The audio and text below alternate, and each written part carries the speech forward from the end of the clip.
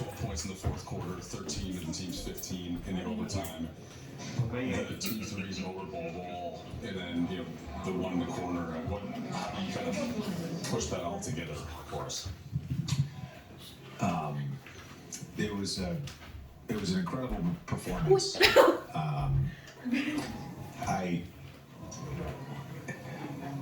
Reggie and I were talking about it before the game, and he was like, "It's high praise to say he's in the 1% of shooters," and I'm like, "No, he's in the 1% of shooters." The thing about him is just the mentality. It's been very obvious in pickup before the season, in training camp, thus far in games. He's got no fear. He's not afraid of the moment. That was a show that he put on, and my assistants tried to tell me not to put him back in the game with 4 minutes to go. So I'm gonna get them. I'm gonna get them afterwards. I'll tell you that. The hot hand. I mean, you're a player or a coach now, a player. We can ask about that. Like, what is that feeling like? When as a coach now, does it make you want to play more into it, or is the basketball just kind of find it?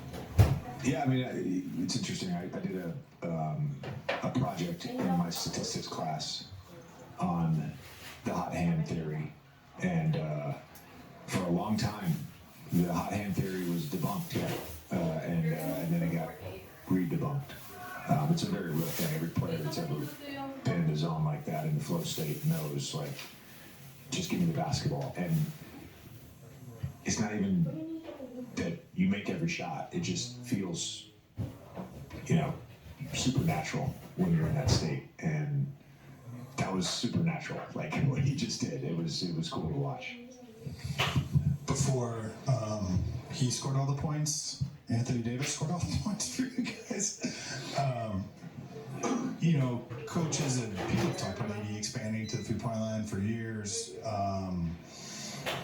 What have you seen from him confidence-wise shooting the basketball?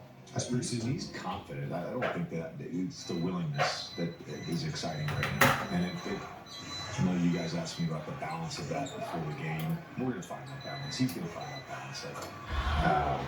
He's got to be willing. I think that's the most important thing. I drew up the first play of the game for him to shoot a 3, and he knocked it down. And, whether that's confidence or relief, like he was willing to shoot tonight. And we want him to be willing to shoot. That doesn't mean he's going to take 9 threes a game. I don't think that's realistic, but he's got to sprinkle it in there. The way your bench reacted to Connect tonight, what can that do for a group that's coming together in its first preseason with a new coaching staff and some new faces? Yeah, I would say when you're building a foundation of chemistry and trust and camaraderie, you need moments like we had tonight.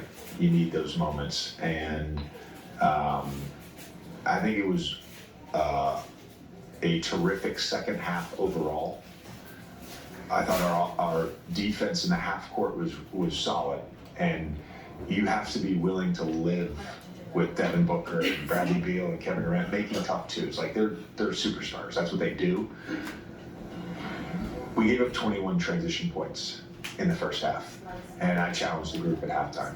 We gave up 1 in the second half and overtime. So beyond just the bench, it's stuff like that I think builds that trust and camaraderie when you accept a challenge and you execute it.